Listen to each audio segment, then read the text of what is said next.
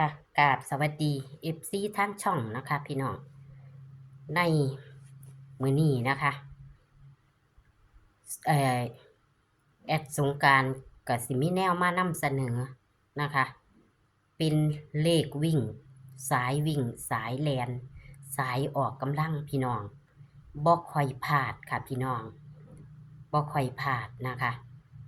อันนี้เพิ่นฝากมานะคะพี่น้องก็ขอคนละไลค์คนละแชร์นะคะให้กับช่องน้อยๆของสงกรานต์เหมือนเดิมล่ะค่ะพี่น้องก็เสนอเป็นแค่แนวทางเด้อค่ะเสนอเป็นแค่แนวทางซื้อฉลากกินแบ่งรัฐบาลไทยเฮานะคะพี่น้องขอสนับสนุนหวยรัฐบาลไทยค่ะก็เป็นเลขสายวิ่งสายแลนเลขอันนี้ตะกี้เคยมาลงในช่องอยู่พี่น้องผู้ใดเคยเป็น FC ของป้าเลขวิ่งค่ะพี่น้องเพิ่นกลับมาแล้วนะคะหลังจากห่างหายไปโดนนานแล้วพี่น้องตอนนั้นเข้า3 งวดติดๆนะคะงวด79 76 92แตะปีกายนะคะพี่น้องเว้าแล้วก็เลยเพราะว่าโทรศัพท์เพิ่นบ่มีโทรศัพท์เพิ่นบ่ดีก็เลยบ่ได้โทรหากันเลยบ่ได้โทรเอาพี่น้องมีแต่ถามข่าวถามข้าวกันเข้าแทบทุกงวดค่ะเลขวิ่งเพิ่นเข้ามาติดต่อกันวังหนึ่งหันให้เก้าก็มา92แหมค่ะพี่น้องงวดก่อนให้ห้าก็มา52ค่ะพี่น้องแต่ว่าเฮาบ่ได้เอามาลงช่องแค่ไปฟังเพิ่นเว้าพันแอดมินพันเลยบ่เอามาลงช่องพี่น้องแต่เพิ่นบ่ให้สัมภาษณ์พี่น้องเพิ่นบ่ให้สัมภาษณ์เพิ่นบ่สะดวกเนาะค่ะพี่น้องเนาะ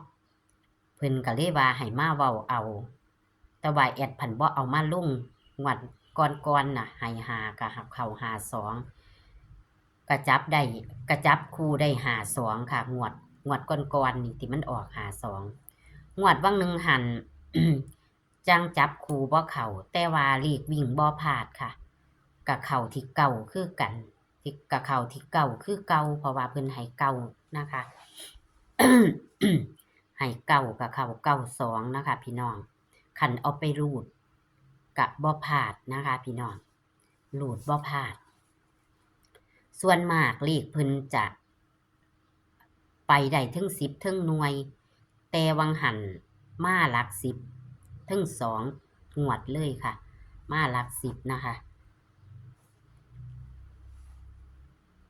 จับคู่งวดวังหั้นบ่เข้าแต่ว่างวดก่อนๆน่ะเข้า52ค่ะพี่น้องส่วนความฝันแอดก็ฝันจื่อบ่ได้ค่ะพี่น้องงวดนี้จักเป็นจั่งใดเมื่อคืนก็ฝันหั้งฝันจื่อบ่ได้แต่ว่าแอดก็ลงไปแล้วเทิง2คลิปแล้วนะคะความฝันของแอดก็เลยก็แต่ว่าก็เป็นรูปสีฝันดีๆนั่นล่ะแต่หั้นบ่จื่อได้ปานใดค่ะพอลาง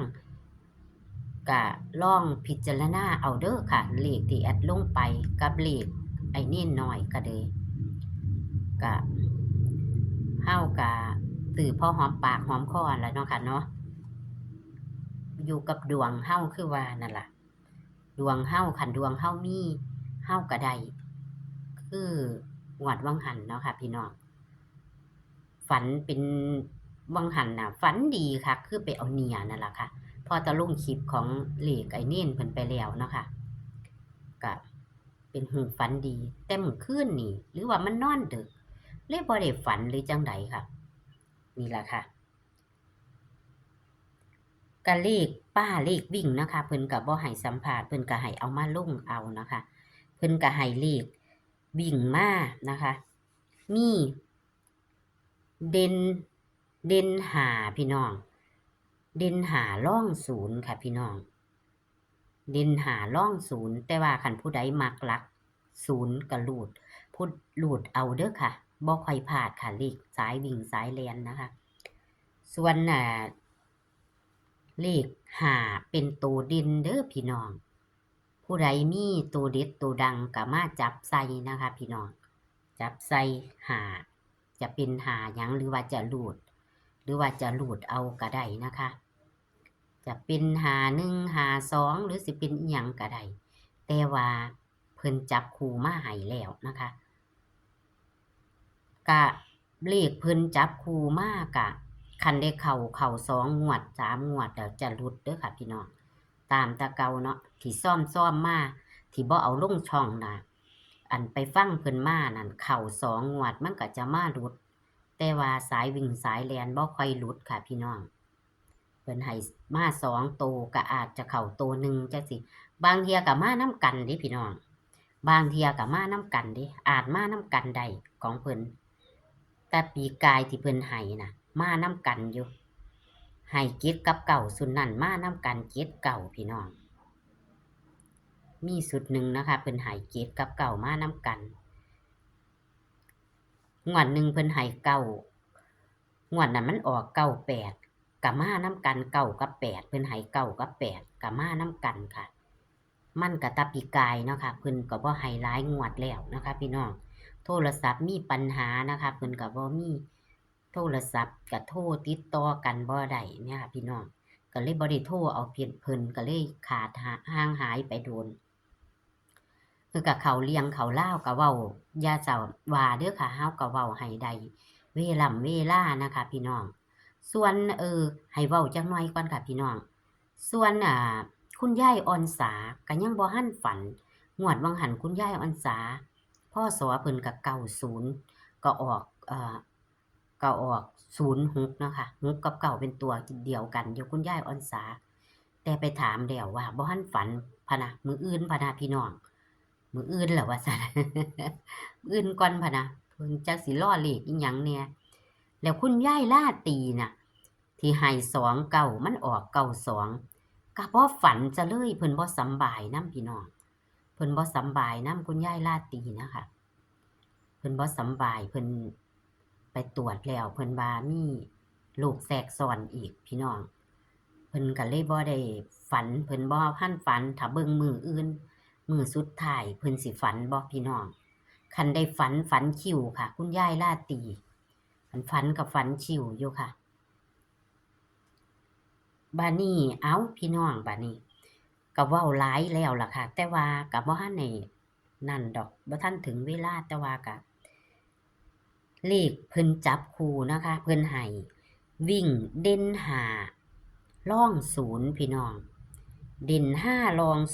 0จับคู่ก็คือ59 50 54 56พี่น้อง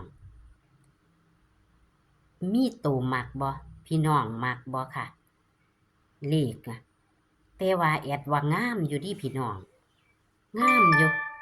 เข้าหังหลายๆคนเข้าเทิงหังพอ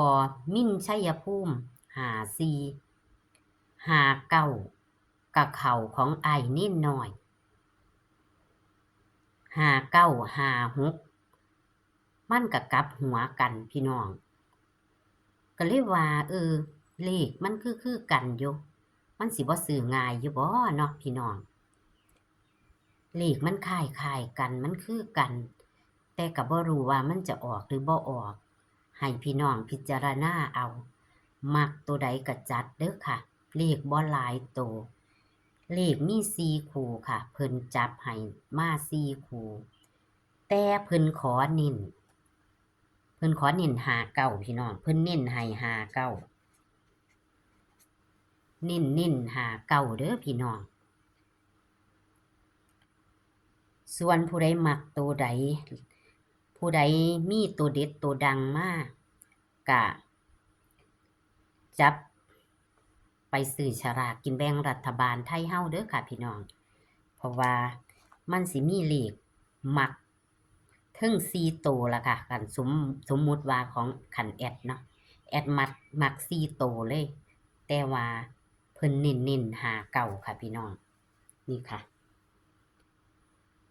เป็นเลขคำนวณเข้ามาตลอด แต่ว่าบ่ได้ไปเอานำเพิ่นซื่อๆมีแต่ฟังเพิ่นเว้ามา